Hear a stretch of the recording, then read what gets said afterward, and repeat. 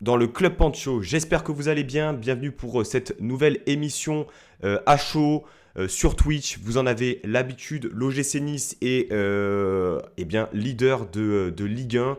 Vous voyez un petit décalage au niveau des caméras, ce n'est pas bien grave. Débrief à chaud. Pas mal de choses à dire. Vous êtes déjà pas mal nombreux sur le chat. Je vous salue, Matt, Nissardetta, Alex, Atomial, Matt, Skito, Nessie. Merci d'être là. Victoire 1-0 de l'OGC Nice à Clermont, ça n'a pas été évident. L'OGC Nice aurait pu mener 3-4-0 à la mi-temps sans sourciller. Ça a été long, ça a été compliqué, mais finalement mérité. Provisoirement leader avec 2 points d'avance sur le voisin monégasque. Tout va bien, la série continue, on est toujours sur notre petit nuage, mais malgré tout, pas mal de choses eh bien, à débriefer comme d'habitude avec mes invités du soir. J'ai le plaisir déjà d'accueillir Obi-Wan, l'impact player de la communauté de l'OGC Nice, la sagesse, la pertinence et le charisme. Comment ça va? Merci, tu me diras, tu me demanderas ton RIB pour que je te fasse un virement. Tu l'as Je vais déjà. très bien, merci. Bonjour, bonjour aux auditeurs et merci pour l'invitation. Avec plaisir. Il est en direct de Bulgarie avec une connexion toujours très Oui. très moyenne, mais ça va pas sauter ce soir, c'est bon. C'est Fab. Comment ça va, Fab? Ça va, très bien, hein. Troisième passage, troisième victoire, on est content. T'es un peu comme Hugo, hein, t'es un peu le totem de l'émission, c'est-à-dire qu'à chaque fois que tu interviens, l'OGC Nice fait un bon résultat. Je pense que les gars, vous allez avoir une carte de fidélité, vous pourrez venir quand vous le souhaitez, hein. Écoute, ça me stresse encore plus après avant chaque passage pour les matchs. Je me dis putain, pas la première défaite, par pitié quoi. Elle viendra un jour, mais ce n'est pas encore le cas, puisque oui, l'OGC Nice n'a pas perdu, oui, l'OGC Nice a encore gagné, oui, l'OGC Nice n'a pas pris de but, n'a pas été mené, et oui, l'OGC Nice est de nouveau leader de ce championnat. 1-0, but d'Hichem Boudaoui, le prince de Béchar a récidivé sur un but, eh bien, semblerait-il, assez identique à celui de Metz. Romain Perrault, cette fois-ci, à la passe. Déjà, peut-être dans un premier temps, bon là, avant de rentrer dans le détail de cette rencontre, Obi-Wan, l'OGC Nice leader, c'est symbolique. Monaco joue ce week-end, mais la série continue. On le disait en off. 7 clean sheets depuis le début de saison, 4 buts encaissés, toujours quelques petits problèmes offensifs, on en parlera. C'est le cas depuis plusieurs semaines, mais mon Dieu, mais c'est bon quoi. Ça fait plaisir de voir notre gym à ce niveau-là, en haut du classement. Bah attends, moi je préfère les voir en haut qu'en bas du classement, c'est sûr. On a toujours un petit goût de presque d'inachevé parce qu'on aimerait que ça s'enflamme, quoi. On aimerait voir rentrer Balotelli, Belanda, mais voilà, les temps changent. Nice est premier, provisoirement. On enchaîne des prestations extrêmement solides, incroyablement solides. Ça, enfin, on aura l'occasion d'en reparler, mais c'est très très solide. Première mi-temps, je trouve qu'il y a eu, voilà, il y a eu 2 mi-temps différentes, hein. Une première mi-temps où on s'est créé de belles phases de jeu, même offensivement, j'ai trouvé que c'était intéressant. Deuxième mi-temps où Clermont a un peu plus poussé. Bon, en première mi-temps, on rate un penalty, mais on y reviendra sûrement, hein, avec le match de la Borde. Deuxième mi-temps, Clermont un peu plus poussé. On était un peu plus sur le reculoir, mais grande sérénité, grande tranquillité. Et puis au final, ça fait 3 points. Et on va se contenter de ça. C'est vachement bien d'en être là après 10 jours. Fab, est-ce qu'on peut dire que l'OGC Nice a fait un match de champion ce soir? Ah, Fab n'a pas. Je crois que la Bon, question était un peu osée. Bon, bah voilà, ça peut arriver. On va attendre qu'il revienne. Alors, ça peut ah, arriver. ça y est, Fab, J'ai Fab, vous étiez là l'émission de Monaco. Fab a quelques petits soucis de connexion. Mais bon, t'as entendu la question, Fab, donc vas-y, je te laisse y entendu la répondre. question, ça a coupé de suite. Ah, c'est pour ça, c'est pour ça. C'est Twitch Non, qui n'a pas apprécié ça. C'est Twitch qui ne veut pas voir l'OGC Nice en haut du classement. Mais vous avez tort, vous avez tort. non, match de champion, je sais pas, le terme me plaît pas. Le terme me plaît ouais. pas parce que je trouve qu'on va finir par payer l'inefficacité offensive qu'on a depuis le début de la saison, on risque de le payer à un moment si on ne le corrige pas. Moi, je vois des matchs à l'italienne des années 90-2000. On va planter un but à un moment et puis on tient derrière très bien. Et voilà, c'est un peu ce vieux football italien avec lequel on a grandi. Et c'est ça que je vois sur ce genre de match. Mine de rien, sur le contenu, on y reviendra. Il y a eu que 1-0. J'ai vu ce. Voilà, Nissardetta nous dit le score ne rend pas du tout compte du contenu. On l'a bien Mm. dominé. Je pense qu'effectivement, sur cette première mi-temps, Obi-Wan le disait, il y a eu énormément de situations. On aurait pu mener facilement 2 ou 3-0. On Mm. s'est rendu le match compliqué. Et au moment où on voit Clermont qui commence Mm. à enchaîner, etc., eh ben, c'est là qu'on plante le but. Donc, ne pas arriver à concrétiser les temps forts, marquer dans le temps faible, c'est ce que j'ai tweeté tout à l'heure. Finalement, il faut pas être cardiaque pour poursuivre l'OGC Nice. C'est Fab. ça. Ouais, Ouais, bon. je vais aller changer le t-shirt moi après parce que j'ai transpiré. J'en peux plus. Mais non, mais c'est comme ça fait plusieurs matchs où c'est comme ça, où on gagne 1-0. En plus, je sais pas là à combien on marque. Je pense que c'est à peu près au même moment que contre Marseille la semaine dernière. 74e, hein. Justement, c'était un point que je voulais aborder aussi. 74e. Donc c'est bon. On peut se mettre à l'abri avant, on peut se faciliter le match en plantant au moins peut-être le penalty de la Borde qui ferait que ça ferait sortir Clermont et peut-être nous laisser des espaces derrière. On n'en profite pas, on serre les dents, mais il y a toujours beaucoup de sérénité à côté, donc c'est bien, mais on stresse. Ouais. Alors, messieurs, dans un premier temps, on va prendre les choses d'une manière chronologique. Il y a pas mal de choses à dire. Et il y a Christophe qui nous confirme que Farioli a dit au micro de Prime que le changement de Robin Perrault était un choix tactique. Enfin, le remplacement de Melvin Barr par Romain Perrault est un choix tactique. On y viendra. C'est un des points de l'émission. Romain Perrault qui a été décisif sur ce match-là. Dans un premier temps, par rapport aux compositions, pas grand-chose à dire, si ce n'est quand même la titularisation d'Evan Guessant. Le système tactique, on le connaît, il est gravé dans le marbre depuis un certain temps. C'est un 4-3-3 qui est bien solide, voilà, une certaine stabilité dans le dispositif. Et on réclamait, beaucoup réclamaient, dont moi aussi, la titularisation d'Evan Guessant, pour deux raisons. Les rentrées d'Evan Guessant depuis le début de saison, c'est factuel, ont été bonnes. Il a été décisif contre Marseille, mais aussi a toujours montré, on va dire, quelque chose quand il était sur le terrain. Et on va dire le profil aussi, qui correspond un peu plus au style de jeu, à la philosophie Farioli. Et la troisième chose, en fait, il y a 3 points, c'est aussi la période que traverse Mofi actuellement, qui est un peu dans le dur. Messieurs, cette titularisation de Guessant, moi, ça, à titre personnel, ça m'a fait plaisir de voir que le coach n'était pas buté sur quelque chose, certes, qui fonctionnait, mais qui mettait aussi en avant la méritocratie. C'est-à-dire que Guessant aussi a mérité ça. Je sais pas ce que tu en as pensé, Obi-Wan. Ah ouais, ouais, je suis tout à fait d'accord. L'entrée contre Marseille, puis chaque fois qu'il rentre, il met de l'impact, hein. Il met son cœur. On voit même ce soir, il n'a pas été très en réussite, mais il rentre, quoi, il y va. Il bouge les défenseurs. On sent et puis en plus, il a du ballon, quoi. Alors, encore une fois, c'était pas, il n'a pas été très en réussite ce soir, mais il a du ballon. Il sait garder le ballon, il sait se retourner, il sait garder le ballon de haut but.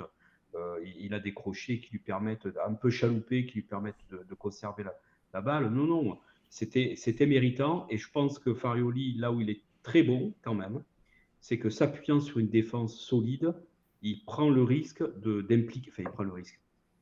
Managérialement, il implique tout le monde. Voilà. Donc là, ce soir, il fait rentrer Baldé. Guessant, il avait déjà donné des signes cette semaine en disant c'est quelqu'un qui mérite de jouer. Euh, Célébré aussi par Dante qui dit nous donne du mal. C'est grâce à lui aussi qu'on est bon le dimanche parce qu'il nous fait vraiment du mal lors des entraînements. Et voilà, il y avait des signes comme ça. Et je trouve que c'est bien l'entrée de Loucher, Perrault qui rentre à la mi-temps. Bon, voilà, il implique de plus en plus des joueurs. Rosario arrière droit, j'aimerais qu'on y revienne quand même. Parce On que y l'image reviendra. de Rosario après le match qu'il a fait contre Marseille, suite à la sortie de Lotomba, bah, écoute, moi je trouve pas dégueulasse, quoi. Ça mérite d'être revu tout ça, quoi. Donc c'est surprenant, hein. Je ne m'attendais pas à dire un truc pareil, mais force est de constater qu'il a fait son match, quoi, clairement. Et non, non, Guessant mérité. Guessant mérité et je trouve qu'il n'a pas été plus mauvais que Mofi, loin de là. Justement, on va y revenir, mais peut-être dans un premier temps, Fab, toi, la titularisation de Guessant, est-ce que c'était quelque chose qui t'apparaissait comme une évidence au vu des dernières semaines de compétition dans l'équipe? Alors une évidence, non. Mérité, oui. Je m'attendais pas à ce qu'il le fasse, Farioli, donc je suis quand même agréablement surpris, comme le dit Obi-Wan, que ce soit, enfin qu'on se retrouve avec un coach qui va impliquer des remplaçants et un peu tout l'effectif, ce qui est une bonne chose. Maintenant, bon, ce soir, pour moi, je pense pas qu'il tire son épingle du jeu particulièrement, Guessant. Il a eu un match compliqué, mais Mofi aurait eu le même s'il avait débuté. Et comme pour tous les attaquants, c'est compliqué depuis le début de la saison, malgré tout, quoi. À part un ou deux matchs, Hmm. comme Justement, celui de Paris. en match compliqué, Gaëtan Laborde en a connu un bon. Justement, cette première mi-temps, elle laisse quand même pas mal de regrets. On s'imagine un scénario de match piège, un peu comme celui de Metz finalement, où à la sortie d'une bonne performance contre un gros, il me semble que c'était Monaco, on prend justement Metz. Là, on sort Marseille, on prend après Clermont. On arrive à enchaîner.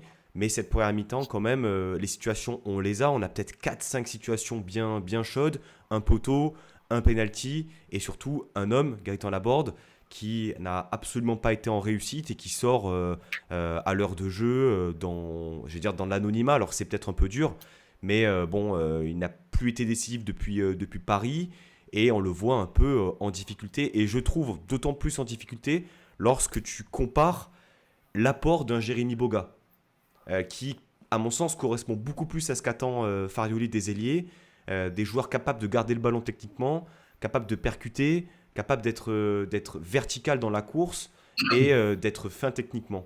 Donc, ouais, le match de la Borde, Obi-Wan, très compliqué. Maintenant, Ouais. est-ce que on peut rebattre les cartes un peu dans la hiérarchie, tu penses, au niveau des ailiers?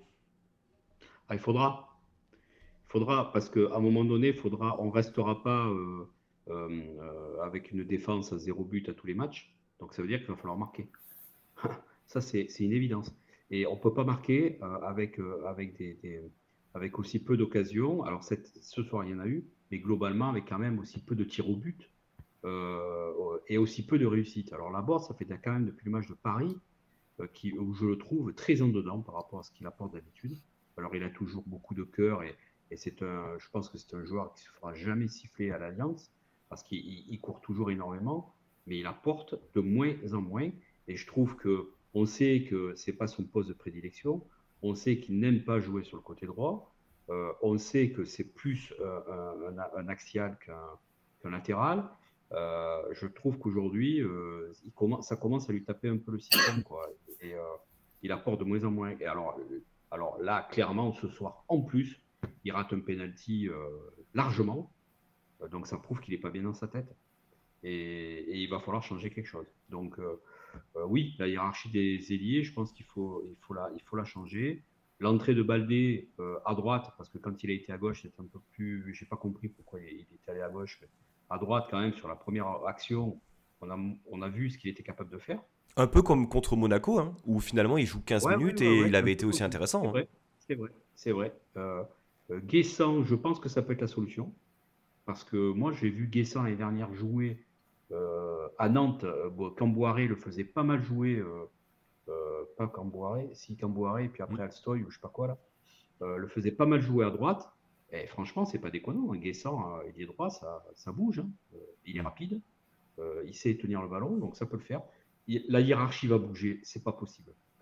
On peut pas continuer avec un Laborde aussi peu impactant. Boga monte quand même petit à petit en puissance, même si. Alors, il a tout le temps 2-3 jours sur lui quand il a le ballon. Donc, franchement, quand il arrive à le passer, évidemment, ça crée des décalages. Parce que quand il a 2-3 joueurs sur lui, forcément, il en a moins ailleurs. Hein. Mais non, la board, il m'a gonflé ce soir. Et je pressentais qu'il raterait le penalty. Comme quoi. Je pressentais parce que pas bien, il n'est pas bien dans sa tête en ce moment et quelques matchs que ça dure. Et malheureusement, il est sorti à la 56e, je crois, 57e. Ouais, peu avant l'heure de jeu. Mais on voit aussi, je trouve de manière générale, alors c'est pas Boga qui est décisif sur le but, c'est Perrault qui fait le centre, mais ça vient du côté gauche. Et on a vu aussi que Mm. contre Metz, ça venait du côté gauche. On voit quand Mm. même, Rosario n'étant pas un latéral droit naturel, ça facilite aussi. Mais c'est d'autant plus compliqué, je pense, pour la board de voir que à gauche ça fonctionne. Nissardita nous dit concernant la board, ça relève du sacrifice qu'il fait depuis l'an dernier, une deuxième saison comme ça, il le paye, bien dommage car très bon joueur de Ligue 1, mais pas fait pour être autant sur un côté. Justement, Fab, pour toi, la solution pour la board, c'est clairement imaginer peut-être un poste plus axial, du moins peut-être un système ou une rotation avec Mofi, mais stop le côté. J'ai l'impression que ce soir, on est arrivé à un point de non-retour par rapport justement à ce positionnement sur la droite. Alors, moi, déjà, son match, je le trouve pas mauvais jusqu'au penalty. C'est quand même lui, je crois, qui se procure les 2 premières occasions qu'on a avec le poteau. Et il me semble qu'il y en a eu une autre à un moment, une frappe qui était déviée, je crois. Et après, sur le Ah là, penalty, bizarrement, j'ai aussi senti quand.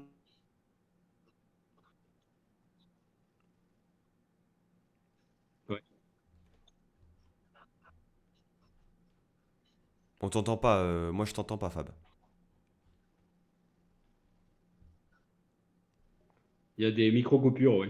Ouais, Ouais, Mais moi, je t'entends bien. Fab, on t'entend pas. ouais, donc Vas-y, vas-y, vas-y. je disais jusqu'au penalty, je pense que son match était pas trop mal. C'est après où il a complètement disparu. Je pense qu'il était plus dedans mentalement. Maintenant, pour moi, le problème, c'est que Laborde, il est bien pour dépanner une fois de temps en temps sur les côtés. Je suis complètement d'accord à dire que c'est un axial, mais je veux même au-delà de ça. Pour moi, c'est un axial qui doit jouer à 2 pointes. Or, j'ai pas l'impression que Farioli soit prêt à jouer à 2 pointes, à changer son système. Il est bien ancré. Alors, je ne sais pas s'il est ancré comme ça pour que les joueurs l'assimilent réellement et peut-être venir à le modifier d'ici quelques temps, ou si vraiment il ne compte pas du tout en changer. Mais s'il ne compte pas en changer, à part en remplaçant Demofi dans l'axe, je ne vois pas ce qu'on peut faire avec la board.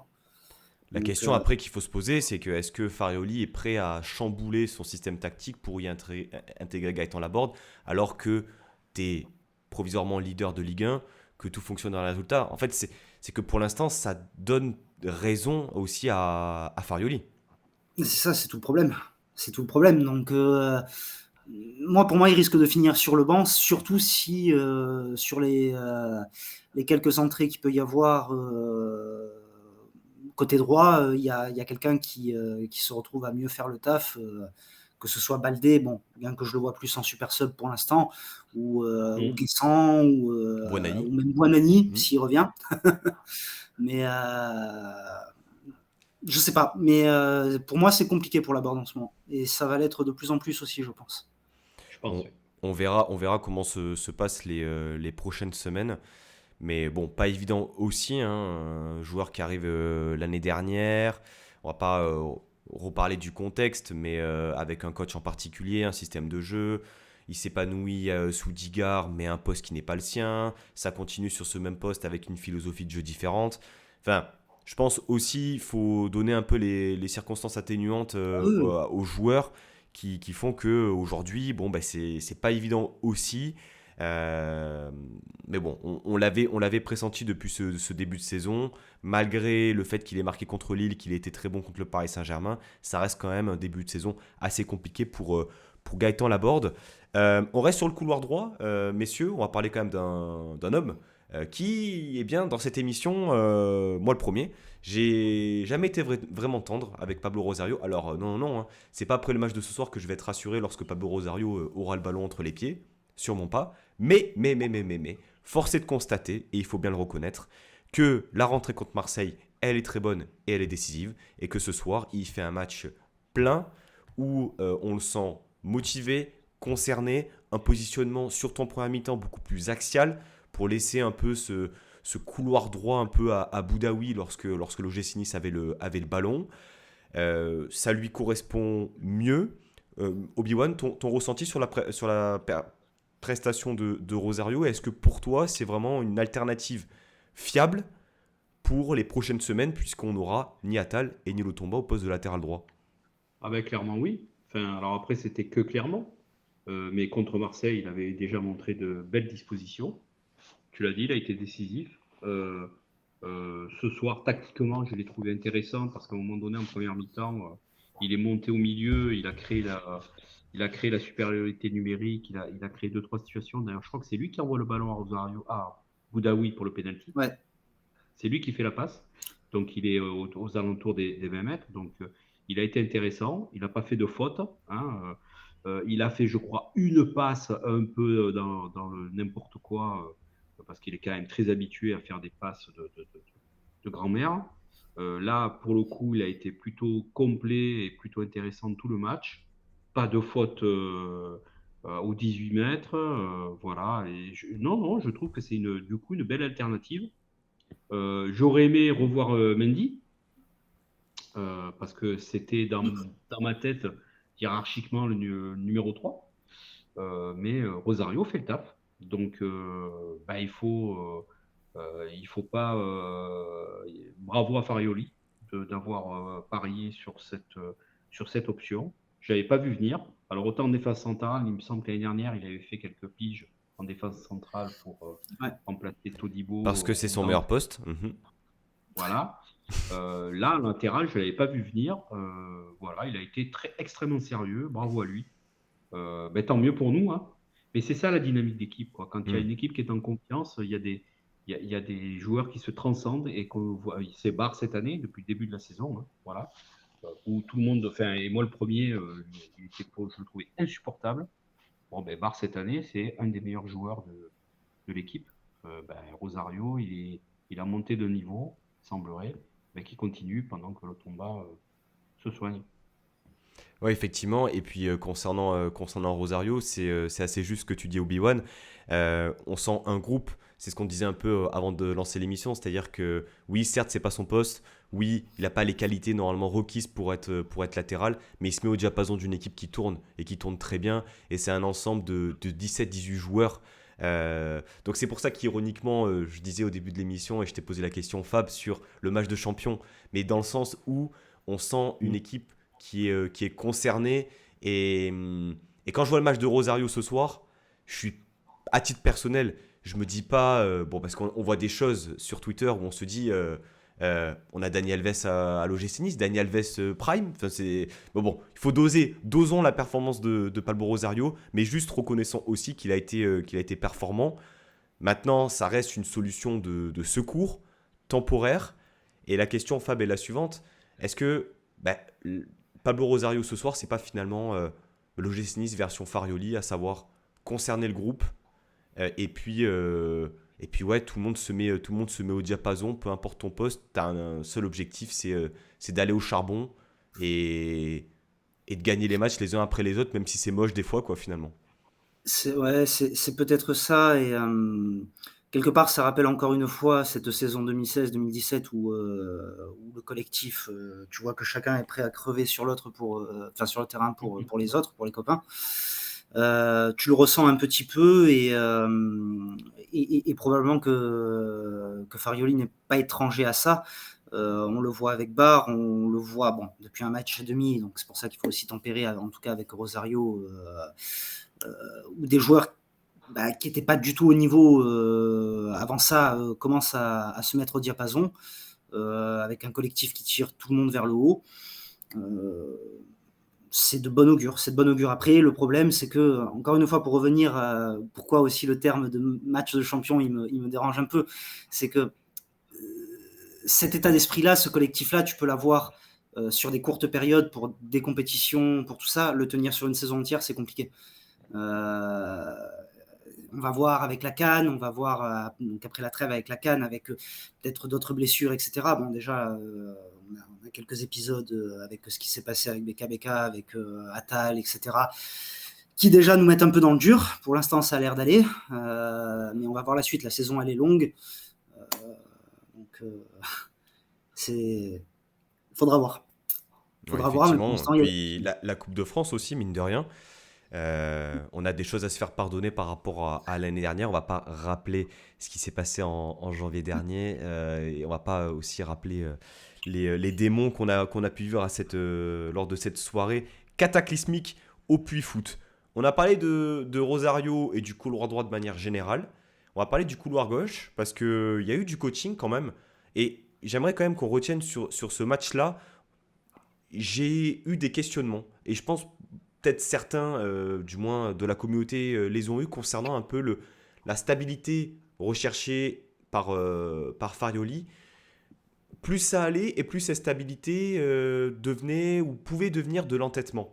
Là, ce soir, finalement, qu'est-ce qu'on voit? On voit Guessant titulaire, on voit Barre qui sort à la mi-temps alors que c'est l'un de tes meilleurs joueurs depuis le début de saison, on voit Baldé rentrer, on voit Rosario latéral droit maintenu. Donc c'est-à-dire qu'effectivement, il a élargi, j'ai l'impression, le périmètre aussi de son groupe. Et le choix, c'est un choix tactique, hein, ça a été confirmé sur Prime. Barre qui sort à la mi-temps, Perraud qui rentre, Perraud qui est titulaire, qui est décisif sur le but de Boudaoui. Là, c'est du flair. On sait que Perraud a été récupéré aussi pour son profil plus offensif. Barre aurait pu apporter une passe décisive à Sanson en fin de première mi-temps. Donc, comment voir ce changement-là? Du moins, comment tu l'expliques Obi-Wan assez surpris, je présume, de voir Perraud rentrer à la mi-temps. Ah oui, carrément. Moi, je pensais qu'il était blessé. Euh, voilà, je n'ai pas compris. J'avais trouvé Barre très bon. Il a failli être décisif et Sanson aurait dû marquer sur cette passe en retrait à 12 mètres du but. Il a été bon à l'image de ses matchs précédents. Je n'ai pas compris parce que je trouve que Perraud défensivement, pour l'instant, du peu que j'ai pu voir, je le trouve un peu plus faible que Barre. Force est de constater qu'il a raison. Et donc, c'est ça, Farioli, je trouve qu'il a sa grande force, c'est de prendre des risques avec ses joueurs et il leur donne des signes positifs. Du coup, il encourage tout le monde et tout le monde se lâche quand il est sur le terrain. Et Perraud, au final, il perd un ou deux ballons dangereux qu'il peut faire en contre-attaque. Il prend un jaune. Mais, ouais, comment? Il prend un jaune, ouais. Il prend un jaune. Donc, il pouvait se mettre en difficulté et puis finalement, ça passe. Et bah, c'est ça, de toute façon, à chaque fois que tu gagnes 1-0, de toute façon, tu prends des risques majeurs. Hein. Mais ça passe et je trouve qu'il est en train d'impulser une dynamique qui est quand même assez intéressante. Parce que honnêtement, on me dit Perraud est plus offensif. Honnêtement, depuis le début de saison et même en première mi-temps, j'ai pas vu un Barre défensif. Hein. J'ai vu un Barre qui allait plutôt vers l'avant et qui s'est retrouvé plusieurs fois sur la même ligne que Boga, voire devant. Et donc, bon, donc j'ai pas compris, honnêtement, j'ai pas compris. Mais Farioli a raison.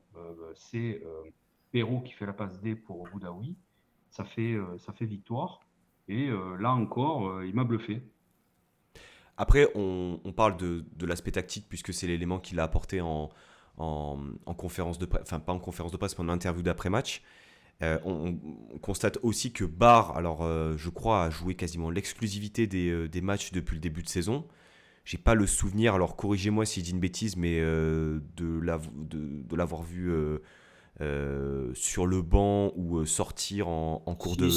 Sortir en fin de match. Sortir en fin de match, oui, c'est vrai, Perraud. C'est vrai, sur les quelques... Mais il a joué quand même quasiment l'exclusivité des minutes depuis le début de saison. Donc je pense aussi, peut-être qu'il ne le dira pas parce qu'on est fin octobre, il y a une dimension physique, mine de rien, parce que c'est énergivore le style Farioli. Et garder le ballon aussi, c'est fatigant. Et bon. Mais en tout cas, le choix tactique et le coaching a été payant. Fab, ton ressenti sur les 45 minutes de Perraud, c'est vraiment sur ces 45 minutes-là qu'on peut le juger réellement. On avait du mal à le juger sur ses rentrées parce qu'elles étaient vraiment courtes. Mais qu'est-ce que tu as pensé de son, ouais, on va dire de son demi-match ce soir pour Perraud? Fab? Il est bloqué. Ah, il n'entend pas peut-être. Je suis là. Fab, concernant Perraud, t'en as Je suis là, pensé... mais je vois plus Pancho. Est-ce que... Fab, sur la deuxième mi-temps de Perrault, t'en as pensé quoi? Ah, c'est un Je peu. quitte, je reviens. Ouais, ok. On va attendre le retour de Fab tranquillement. Il n'y a pas de souci. Et ensuite, on déviera sur le milieu de terrain, qui était un sujet que tu voulais aborder, Obi-Wan, notamment. Oui, alors plus particulièrement, alors moi, je partage, enfin, en avant-émission, on en a un petit peu parlé. Alors, je crois que c'est toi ou Fab qui disait que le milieu de terrain n'était pas complémentaire. Moi, je l'ai trouvé pas déconnant, le milieu de terrain ce soir. Je trouve qu'il y a eu de belles combinaisons. On y Là où reviendra. ça a pêché, ouais, On y reviendra. ça a pêché, je trouve, sur la partie, sur la conclusion, hein, c'est-à-dire au moment de se créer une occasion de frappe ou un centre ou une chose comme ça. Mais j'ai trouvé le milieu de terrain, je trouve que Boudaoui fait un beau match. Je trouve que Youssouf a été égal à lui-même et celui que je trouve qui est un peu en dedans par rapport à ce qu'il est censé nous apporter, c'est Sanson. Alors, je ne sais pas si c'est partagé, hein, mais Alors, je te je propose juste qu'on fasse juste qu'on revienne et qu'on ait l'avis de Fab ouais. concernant Perrault. On parlait de Perrault tout à l'heure. Qu'est-ce que tu as pensé de ces 45 minutes sur cette deuxième période? Parce que là, on peut réellement le juger, alors que depuis son arrivée, eh bien, il était sur des bouts de match, tu vois, des dizaines de minutes de jeu. Là, finalement, qu'est-ce que tu en as pensé? On t'entend pas, Fab. Si, j'entends bien. Ouais, ouais, je t'entends bien. Et, Ah, c'est bon, vas-y. bon. Et ouais, pour moi, ça a été encourageant. Je pense, malgré qu'il fasse la passe décisive, euh, qu'il n'est pas encore au niveau que montre Barre depuis le début de la saison. Maintenant, c'est bien. Ça veut dire que là, si ça continue comme ça, on va se retrouver vraiment avec deux bons latérales gauche, enfin deux bons latéraux gauche du coup. Ça nous était pas arrivé depuis longtemps, Mais déjà, donc on va un pas se bon plaindre. latéral gauche. C'est ça, donc on va pas se plaindre. Pour l'instant, je pense pas qu'ils viennent bousculer la hiérarchie, mais peut-être dans le turnover et en fonction des aléas de la saison, ça va bien nous servir. Ok. Ok. On avait commencé à évoquer pendant la petite pause, Ouais. Fab, le milieu de terrain. C'était un sujet que tu voulais évoquer. Tu me disais avant de débuter l'émission, on tape beaucoup, enfin, façon de parler sur l'attaque. L'OGC Nice, de toute manière, rien n'est parfait, hein. Aucune équipe n'est parfaite. Ça défend très bien. Il y a une solidarité énorme.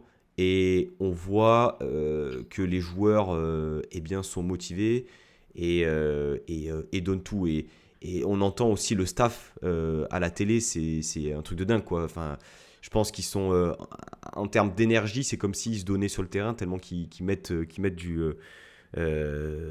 tout dans leur match. Euh, donc tout ça pour dire que l'axe de progrès, de toute façon, il est clair pour l'OGC Nice aujourd'hui, c'est l'animation offensive. Et Fab, tu voulais parler du milieu de terrain. Donc, qui, selon toi, expliquerait certaines difficultés offensives. Donc, vas-y. Ouais. Pour moi, je pense que ça part de là. L'animation, elle est pas bonne. Alors, comme on disait tout à l'heure en préparation, euh, je pense que facilement trois quarts de nos offensives, elles proviennent des côtés. Euh, donc, il y a quasiment, enfin, ça arrive rarement par l'axe. Je trouve que nos milieux, ils apportent pas grand-chose. Je dis pas qu'ils sont mauvais parce que c'est pas le cas, que ce soit individuellement, que ce soit Thuram, Boudaoui ou Sanson, ils sont tous les trois très bons. Youssouf, je le mets un peu dans un rôle en retrait parce que c'est pas vraiment non plus son rôle de monter, même si ce soir on a vu du dépassement de fonction à ce niveau-là de son côté. Euh, mais je sais pas, ça fonctionne pas. C'est pas complémentaire, ça va pas ensemble. Et D'un autre côté, on parlait de Sanson tout à l'heure, où pour moi, je suis assez d'accord, il n'apporte pas ce qu'il devrait apporter. On attend plus de lui, il a montré de bonnes choses dans les matchs de préparation, je trouve qu'il est redescendu depuis le début des matchs officiels. Et il y a toujours quelque chose qui ne va pas, il fait de bonnes choses et dans la finition ça ne va pas, dans la dernière passe ça ne va pas. Et c'est ça qui nous pénalise beaucoup et qui fait que nos attaquants ils sont sevrés, ils ont quasiment jamais de bons ballons à exploiter. Je pense que c'est vraiment le problème. Je ne dis pas qu'il faudrait mettre un nouveau joueur ou quoi, mais peut-être l'animation qu'elle soit travaillée différemment. Je ne sais pas à quel niveau, mais il faut qu'il y ait quelque chose qui change, de la créativité, quelque chose. Il y a plein de choses intéressantes là sur le chat. Babin qui nous dit il manque un profil créateur dans l'axe. Alex qui nous parle des frappes de loin. Ça, c'est quelque chose qu'on a déjà évoqué ici. Il y a très peu de prises d'initiative lointaines, je trouve. Peut-être qu'on n'a pas les joueurs pour, mais en tout cas, Il y en a un peu plus que sur les autres saisons, hein, tu j'ai trouves? l'impression. Ouais, j'ai l'impression que oui.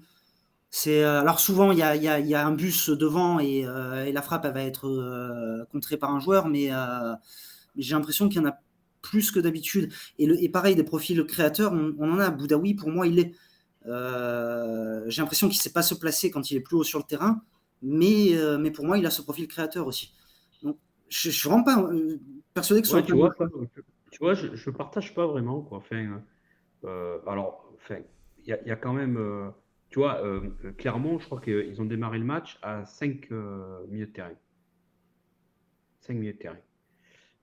Ou 4, enfin, vraiment, où ils n'avaient qu'un seul attaquant devant, Richardson, là. Nicholson par Richardson. Il a plus la tête de joueur de handball, tu vas me dire, que de foot. Bon, bref. Ils étaient 5 au milieu de terrain, on ne les a pas vus de la première mi-temps. Donc, je pense que la capacité qu'a eu quand même ce milieu à contenir 5 Clermontois en faisant en plus un pressing très haut, en les acculant sur leur but, en ne déployant quasiment pas une action de la première mi-temps, je ne sais pas si on peut dire que ça ne fonctionne pas. Là où je suis parfaitement d'accord, c'est moi je pense qu'il manque un Thuram en forme, quelqu'un qui casse les lignes et qui est capable de remonter le ballon sur 20-30 mètres et d'affoler les défenses. Thuram, je ne sais pas si on n'en a pas parlé dans le milieu de terrain, mais il fait 20 minutes là, mais comme un fantôme. Concurrence avec Mofi hein, sur les pires 20 minutes qu'on ait vues pour l'instant. Ah, mais comme un fantôme. Et je pense que, tu vois, à la limite, dans ce que tu dis, Fab, dans l'aspect créatif, ouais, c'est un Thuram à son niveau qu'il manque à l'équipe, qui est capable de faire péter et de casser un peu, de casser les codes. Après, je trouve que Boudaoui, Youssouf, qui joue bien sur les côtés, qui combine bien avec Barboga d'un côté et Laborde Rosario de l'autre, franchement, ça marche bien, quoi. C'est quand on arrive aux 20-25 mètres où, effectivement, Sanson, sur les qualités sur lesquelles on attend de lui, il est pas au rendez-vous. Il est défaillant. Attention, il est défaillant sur ses... Quand je dis ça fonctionne pas, évidemment, je parle vraiment dans les phases offensives. Tu peux pas dire qu'une équipe qui est la meilleure défense du championnat avec 4 buts encaissés en 10 journées, que le milieu fonctionne pas. Évidemment que ça fonctionne sur le pressing, que ça fonctionne sur la récupération quand on n'a pas le ballon, quand on doit maîtriser le match, etc. Mais c'est vraiment pour donner des ballons aux attaquants. Et il n'y a qu'à voir, je n'ai pas vu les stats là encore une fois depuis le début de la saison, j'ai pas trop regardé, mais je pense pas qu'on se crée énormément d'occasions par match.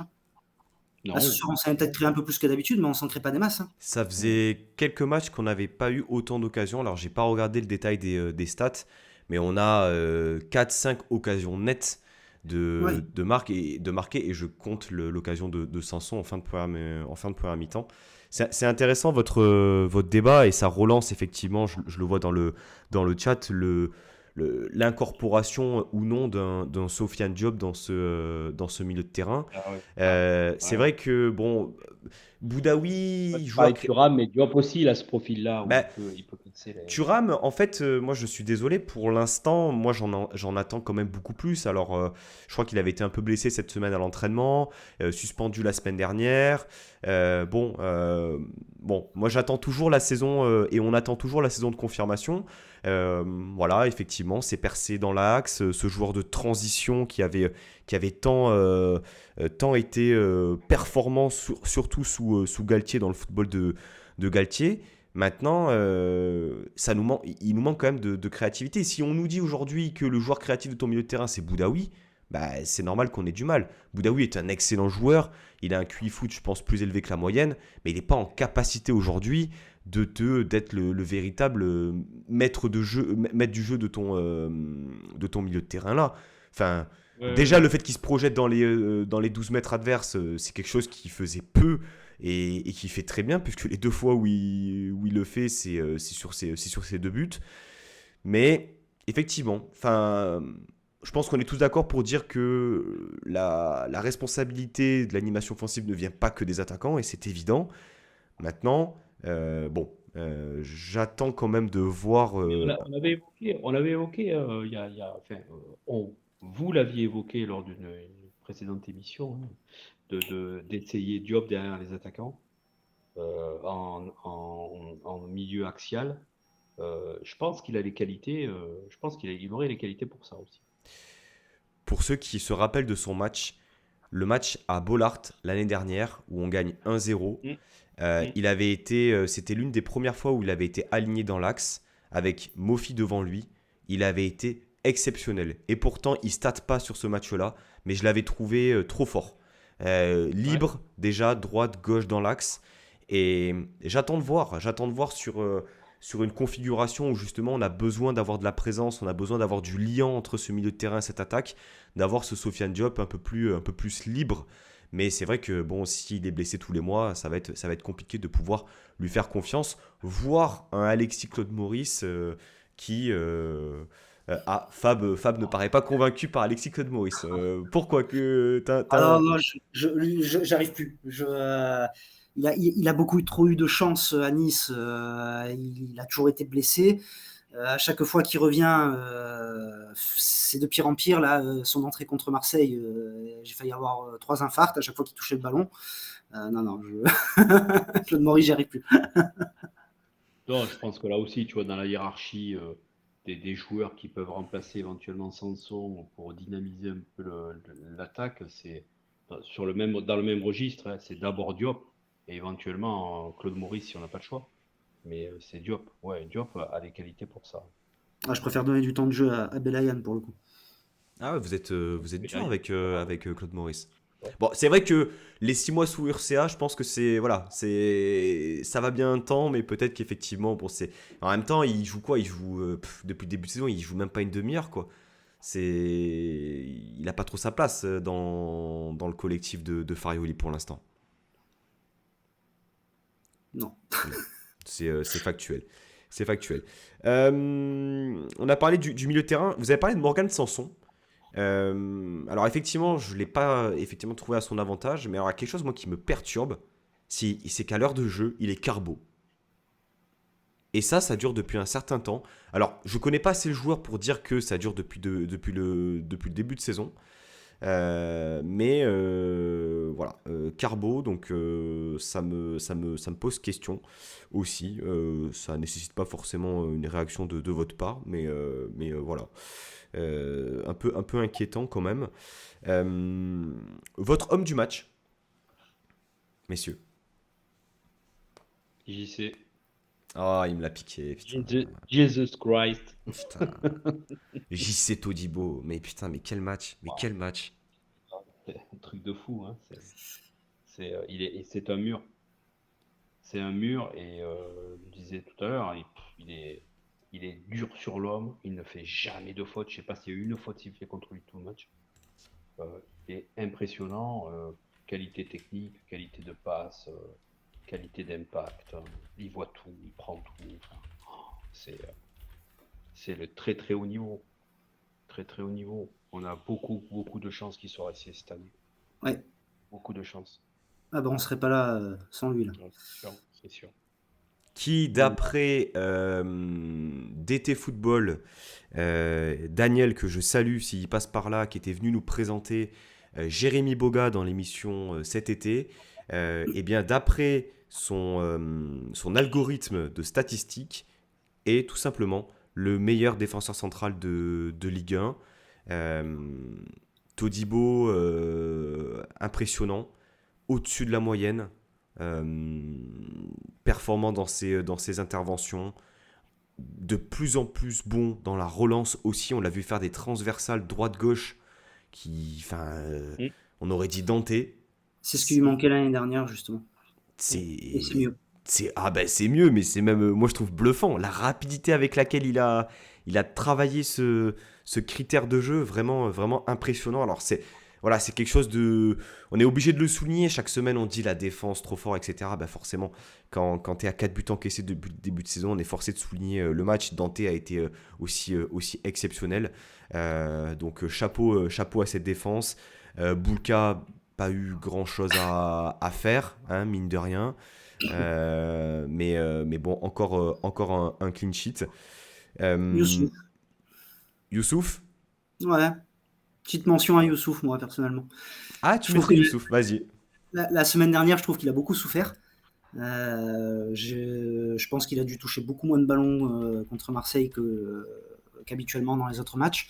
Et parce qu'il a été très très bien muselé par Marseille la semaine dernière. Et là, Ah, il y avait un bon début d'argumentation sur Ouais. Youssouf. Mais je crois que c'est vraiment Twitch, hein, qui ne veut pas de l'OGC Nice à la première place, hein. Ou la connexion de Kosovar. C'est vraiment la Bulgarie, par contre, hein. Je te permets pas de confondre le Kosovo et la Bulgarie. JC, Fab parlait de Youssouf. Est-ce qu'il y a un... Ah, Fab, tu es de retour. Je ne t'entends pas, Fab. On va réussir à finir cette émission, messieurs, dames, rassurez-vous.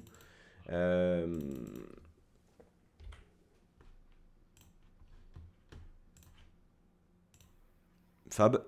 ouais. Ah, ok. Vas-y, Fab, C'est bon. on t'écoute. Youssouf.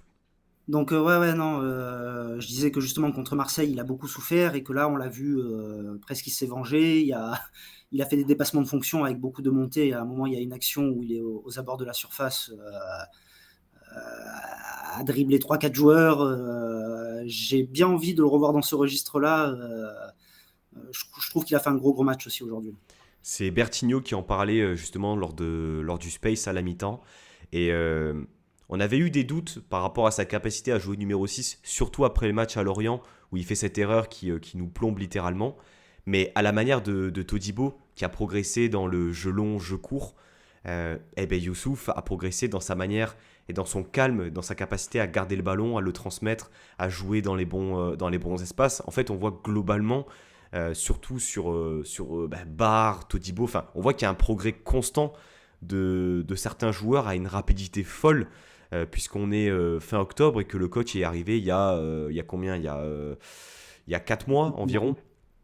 4 mois tout court, fin juin, début juillet. Donc ouais, mention spéciale Youssouf, je te rejoins Fab, sans problème.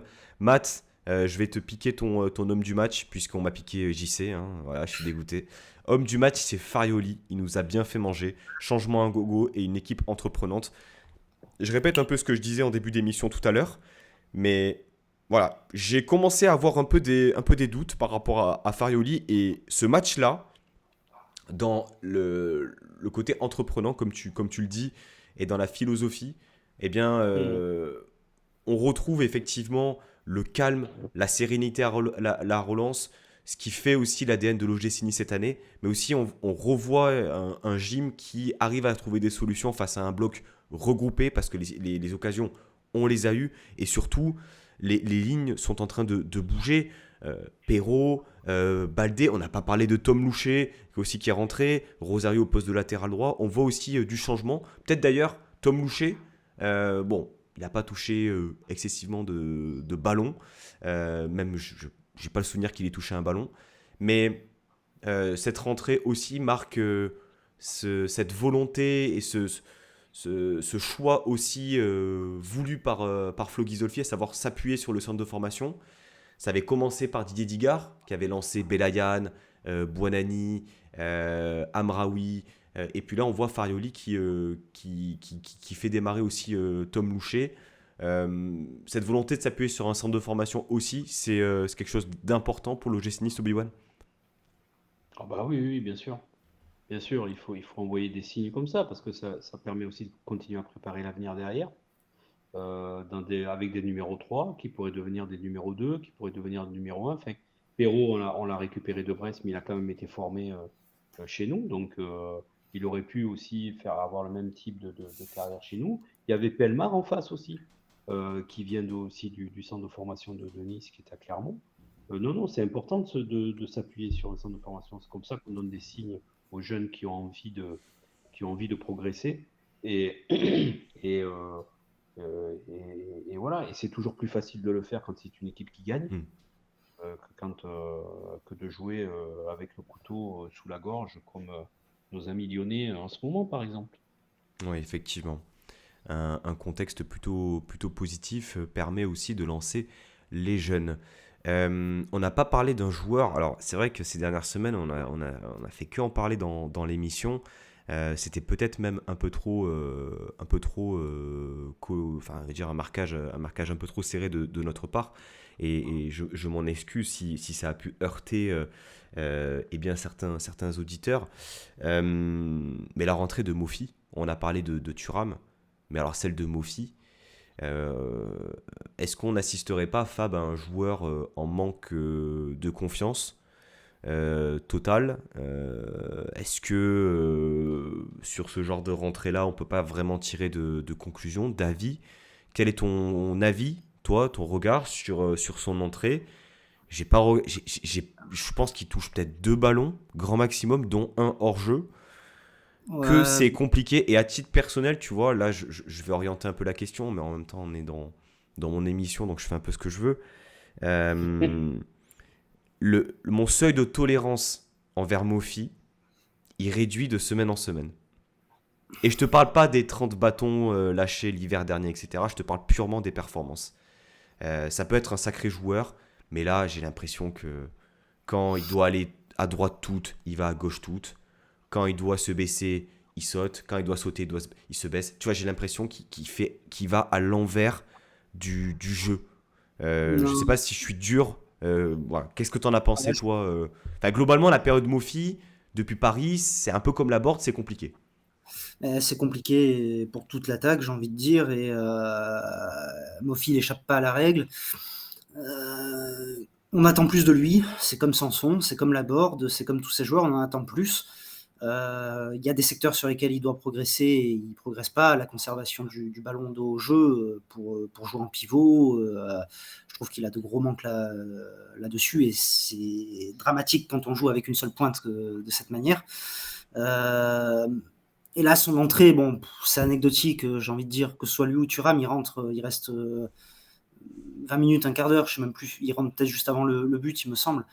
Euh, bon, c'est compliqué. Tu rentres dans un match où tu pousses encore un peu, mais l'adversaire en face essaie d'égaliser. Les 10 dernières minutes, tu les passes regroupées dans ton terrain à prendre des assauts à répétition. On verra sur les prochains matchs, mais c'est pas sur celui-là que je vais les juger en tout cas. Ouais, enfin, de match en match, mon fils, quand même, enfin, pour moi, c'est quand même une déception, quoi. Ouais, mais c'est toute l'attaque. Hein. Ouais, ouais, mais, C'est un peu mais, ce que mais nous dit quand même. Nissardeta. On a 2 joueurs offensifs sur 3 qui sont à côté de la plaque pour marquer bon courage. C'est le gros point noir. Ouais. C'est pour ça que tu parlais de hiérarchie des ailiers. Moi, je parlerais des hiérarchies des attaquants, hein.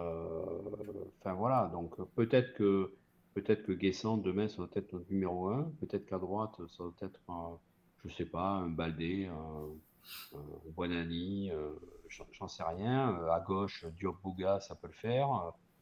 Mais il faut changer quelque chose, c'est sûr, parce que il y a quand même une raison à ce qu'on n'arrive pas à tuer les matchs définitivement. Ouais, effectivement. C'est Alex qui nous parle de la CAN. Là, on est dans du foot un peu fiction, mais est-ce que vous pensez qu'il faudra un réajustement en vue de l'effectif, en vue de la CAN? Parce que mine de rien, la CAN arrive en début d'année 2024. Alors, j'ai plus trop les dates en tête, mais on a quand même les départs possibles de Buonanni, de Mofi. Bon, Attal, peut-être que d'ici la CAN, il sera plus joueur de l'OGC Nice. Ça, c'est un autre sujet qu'on n'abordera pas ce soir. On a les départs de Boudaoui. Est-ce que offensivement, vous pensez qu'aujourd'hui, il faut un réajustement dans l'effectif, peut-être un joueur supplémentaire qui vienne peut-être apporter, faire le nombre, un joueur polyvalent qui puisse occuper autant les côtés que l'axe, Fab? Non, je pense qu'il ne faut pas faire la même erreur que, justement, on va encore recomparer avec 2016-2017, et prendre des joueurs pour prendre des joueurs. Je pense qu'il faut prendre des joueurs là où le coach va cibler qu'il manquera quelque chose, et je pense qu'il y aura des manques à combler de toute façon, que ce soit à cause de la CAN ou même avec l'effectif complet, hein.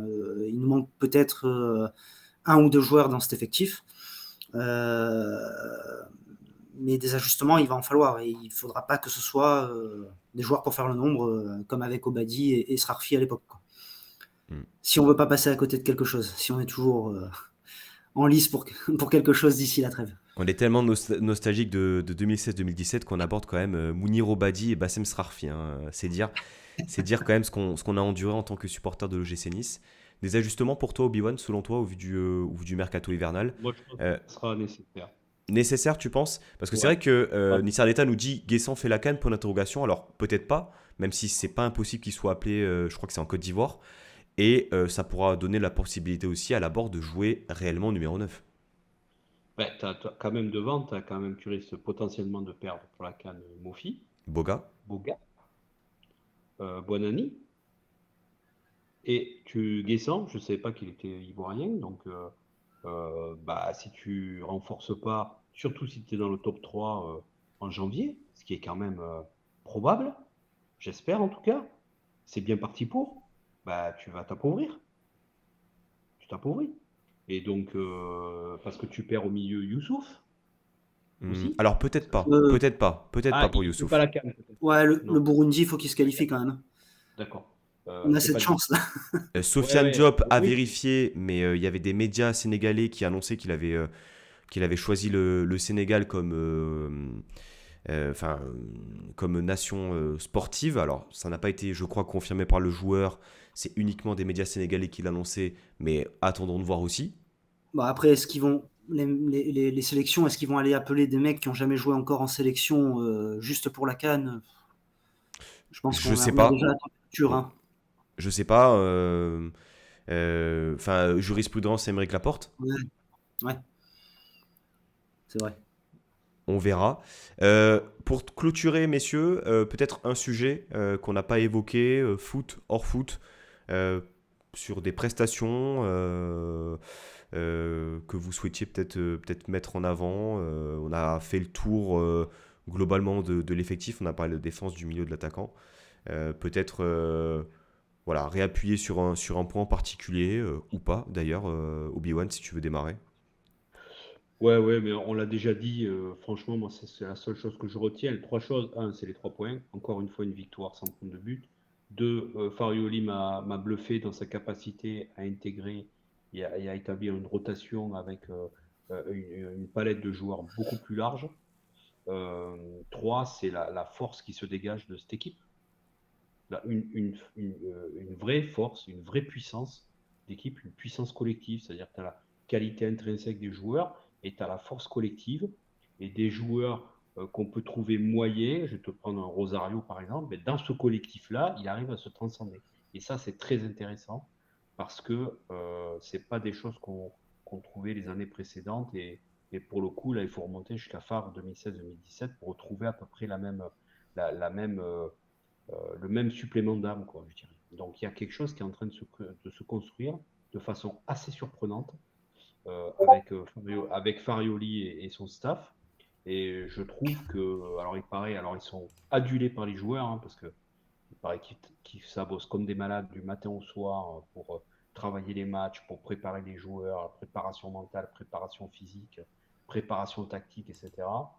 Euh, je pense que bon, ça se voit, les joueurs adhèrent et ils sont en train de faire quelque chose qui ressemble à un parcours. Pour l'instant, c'est un parcours de champion, quoi. Et Quand donc, même. Ah, quand même, non, mais ça on y revient. ressemble. J'ai dit que ça ressemble. C'est du Canada Dry de champion. J'ai pas envie d'apporter la poisse pour plus tard, mais c'est quelque chose de très solide. Voilà. Donc, bon, je veux pas rêver, mais on a quelque chose de très solide devant nous. Et il faut savoir le reconnaître. Après 10 matchs, on a fait près du tiers du championnat. Dans un match, on aura fait le tiers du championnat. Euh, ben, c'est vachement intéressant ce qui se passe en termes de dynamique d'équipe. Je pense que Je trouve c'était que assez là-dessus. complet. Fab, si tu devais faire un peu voilà, ton dernier dossier, ton état des lieux un peu de la situation, qu'est-ce que tu souhaiterais rajouter? Je pense que là, il vient de tout dire. Allez, à l'exception d'une chose, on gagne contre les gros, on gagne contre les petits, Ouais, qui est normalement la malédiction. Bon, c'est ben, vrai. pour l'instant, tout va bien et on croise les doigts pour que ça continue. Ouais, c'est vrai, t'as raison. Après, Saïf Eddine Raoui n'est plus joueur de Clermont, donc je pense que ça a aussi pesé dans la balance.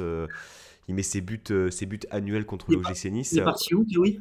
au Qatar. Voilà, Ah, bon, ben, ça va, on est tranquille alors. Voilà, on c'est a l'info de pas la entendu. soirée. Ouais, Autant à Marseille qu'à Clermont, il nous mettait ses buts voilà, annuels contre nous, mais là, ça nous a souri. Je pense que Obi-Wan a tout dit. Quel plaisir de voir l'OGC Nice en haut du classement. Ça, c'est une certitude. Je et pense on y que sera peut-être encore à la fin de la journée ce coup-ci. Ouais, peut-être, je sais Il pas compte bien contre sur qui, Lille pour faire un résultat contre Monaco quand même. ouais. on verra bien. Dernière chose importante. Mais je me rappelle cet été, lors de la nomination de Francesco Farioli, hein, il y a eu de nombreuses personnes réticentes, dont j'ai fait partie. Euh, mais force est de constater que c'est un plaisir. Tout n'est pas parfait, forcément, mais dans une saison quasi parfaite pour l'instant, il faut des matchs un peu plus compliqués, un peu plus accrochés. Et là, ce soir, certes, on gagne 1-0, mais il y avait une certaine manière. Mais c'est un réel plaisir. Nissa Alta nous a demandé pour Boga et nous dit, je l'ai trouvé un peu timide globalement, il doit faire plus. Oui, je pense qu'il peut faire plus, il doit faire plus, mais pour moi, il est sur une phase qui est littéralement ascendante et d'autant plus ascendante que ça creuse vraiment un écart par rapport à ce qu'on voit de l'autre côté. C'est un peu ce qu'on disait tout à l'heure, Nissar d'État. Et Alex nous dit, est-ce que le maître mot à retenir, c'est pas le pragmatisme? Je pense on est clairement là-dessus. Mm. Mais pas un pragmatisme à la Didier Deschamps, un pragmatisme quand même un peu plus football, un peu plus dogmatique, qui est celui de Francesco Farioli. Euh, Messieurs, dames, c'est la fin de ce live. Une bonne heure d'émission. C'était un plaisir d'être avec vous, Obi-Wan, Fab, pour parler du gym. De beaux jours s'annoncent, on l'espère. La semaine prochaine, réception de Rennes. Gros match. Mm. Gros match. Un Rennes qui est dans une situation un peu compliquée. Retour d'Amin Gouiri à l'Alliance Riviera aussi. Donc on assistera à ça bien sûr de plus près. On se retrouvera sans doute le lendemain, le lundi pour faire l'émission. Il me semble que le match est dimanche soir. Voilà, merci à tous les deux d'avoir participé à cette émission. Elle est à retrouver en replay sur YouTube et sur Spotify sûrement dès ce soir. Donc merci pour votre participation. Désolé pour les quelques petits bugs techniques qu'on a eu avec Fab. C'était annoncé dans l'introduction qu'il y allait avoir sans doute des petits soucis. Il n'y a pas de soucis. Prochaine Passez une... fois, je suis en fibre. Allez, c'est bon, marché conclu. Prochaine fois, la fibre pour Fab. Merci à tous les deux, les gars. Merci au chat pour votre Merci à toi. présence. Merci à tous. Issa Merci. Merci Nissa pour l'invitation. jusqu'au bout. Et puis à très bientôt. Ciao, ciao. Bonne Ciao. soirée. Salut à tous.